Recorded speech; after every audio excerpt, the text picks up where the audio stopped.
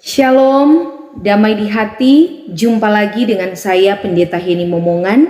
Salam sukacita dan damai sejahtera untuk kita semua. Saat ini saya rindu lagi berbagi kebenaran firman Tuhan. Tetapi sebelumnya mari kita satu dalam doa, kita berdoa. Terpujilah Engkau ya Tuhan Allah Bapa di dalam Yesus Kristus. Engkau yang memberi firman bagi kami.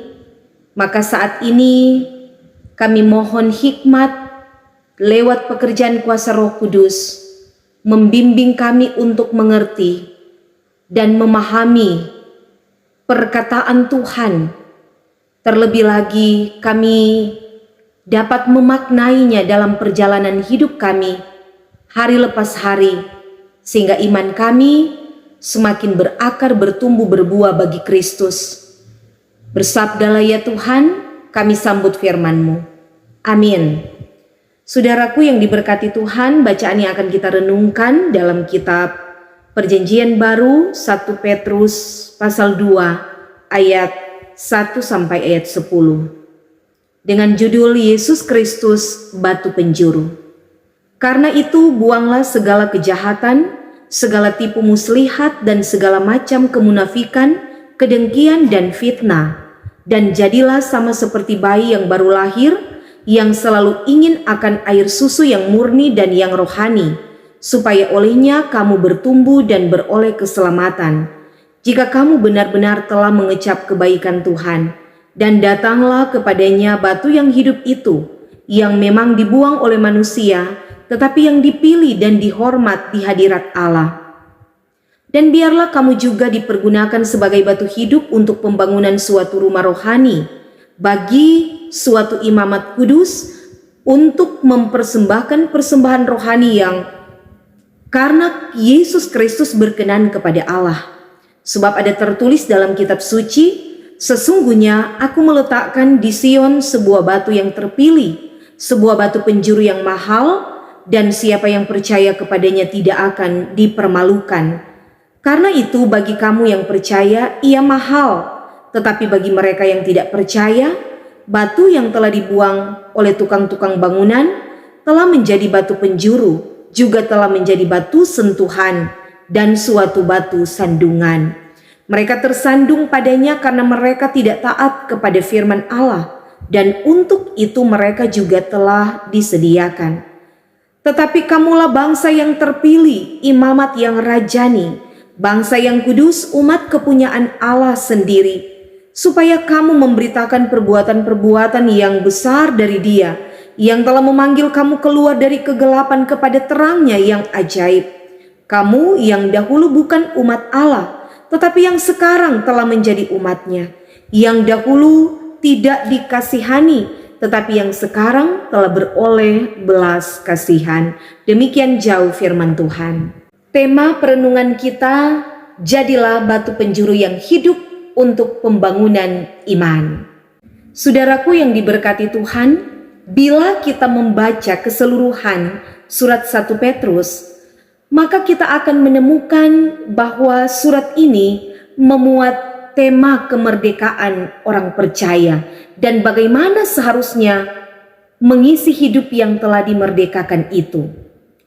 Gereja yang tak lain adalah kita, orang-orang yang telah dilepaskan dari perbudakan dosa dan masuk pada kehidupan baru sebagai orang-orang tebusan.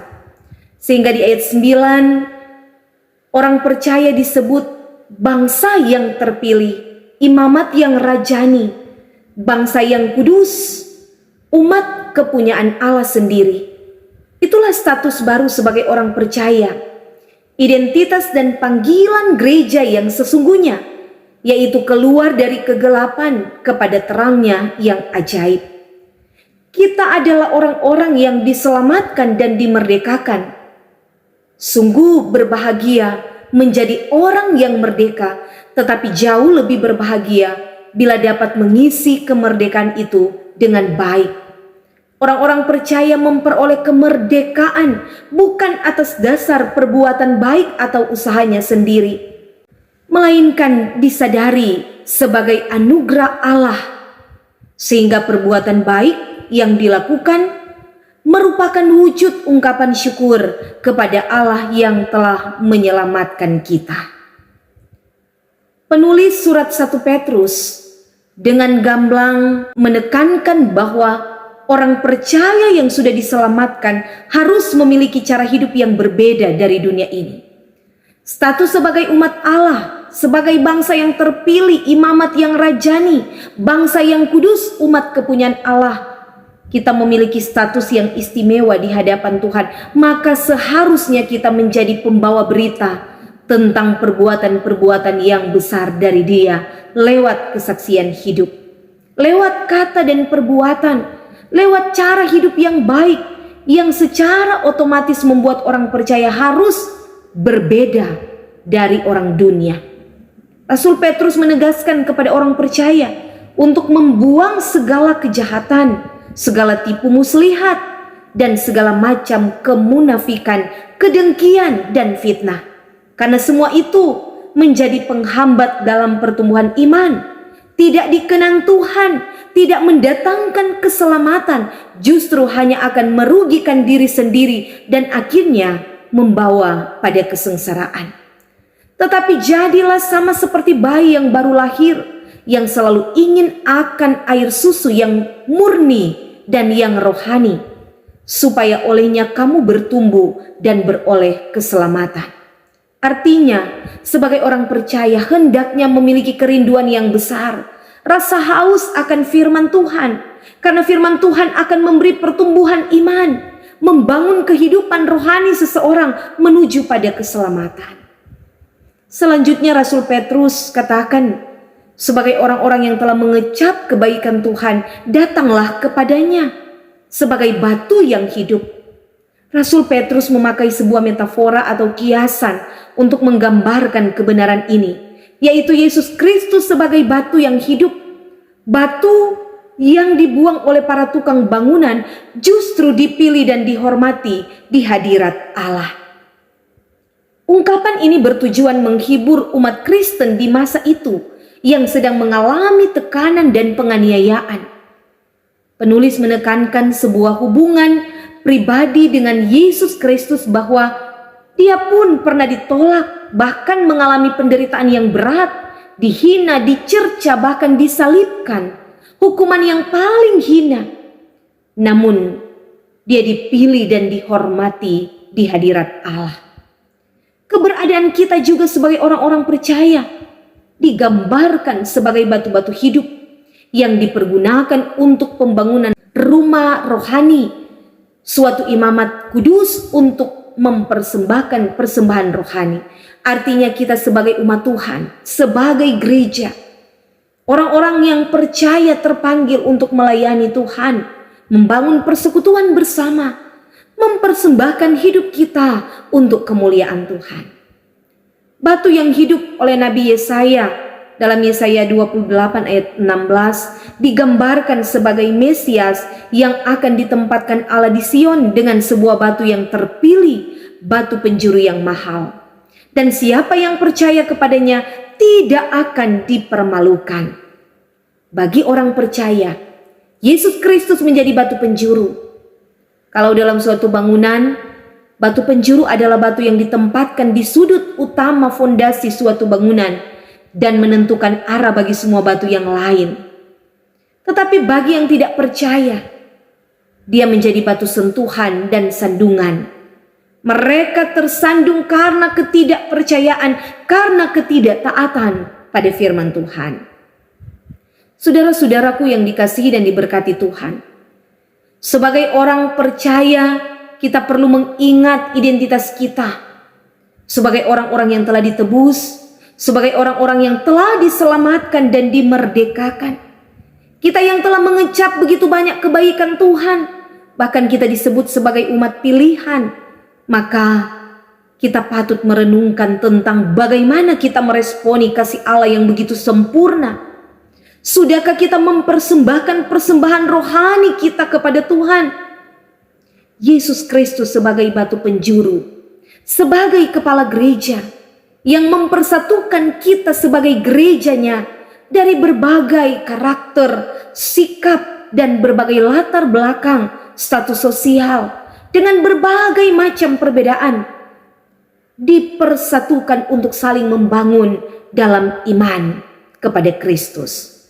Yesus Kristus sebagai batu penjuru, artinya sebagai dasar pusat hidup kita yang harus menjadi tujuan hidup ini. Yesus Kristus sebagai batu penjuru menentukan arah kehidupan kita. Karena itu kita harus menjadikan Yesus Kristus sebagai prioritas dan sebagai yang utama dalam hidup. Karena Dia pemegang kendali hidup kita. Maka kita harus percaya dan mempercayakan hidup kita hanya kepada Yesus. Dengan demikian setiap kita memiliki peran, fungsi masing-masing sesuai dengan talenta yang Tuhan karuniakan. Menjadi batu hidup berarti memiliki cara hidup yang berpadanan dengan panggilan Tuhan. Sebagai orang percaya, kita terpanggil untuk menjadi batu penjuru yang hidup bagi sesama. Saling membangun dalam iman, bukan saling menjadi batu sandungan bagi orang lain. Hendaknya kehidupan kita menjadi berkat, memberi arti, bermakna, dan berdampak positif bagi orang lain.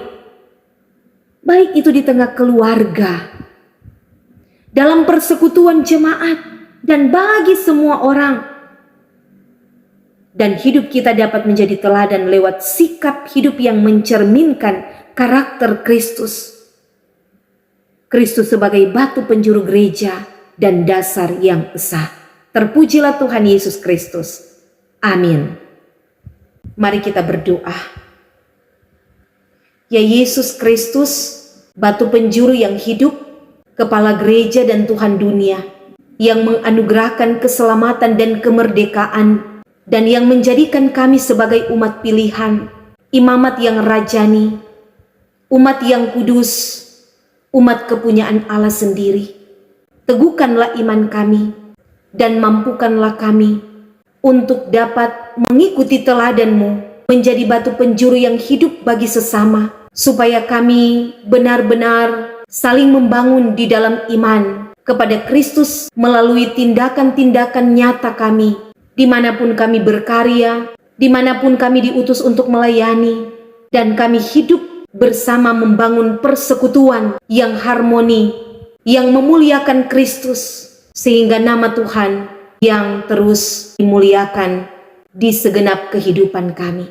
Demi Yesus Kristus, Tuhan dan Juru Selamat kehidupan kami bersyukur untuk kebenaran firman-Mu. Amin.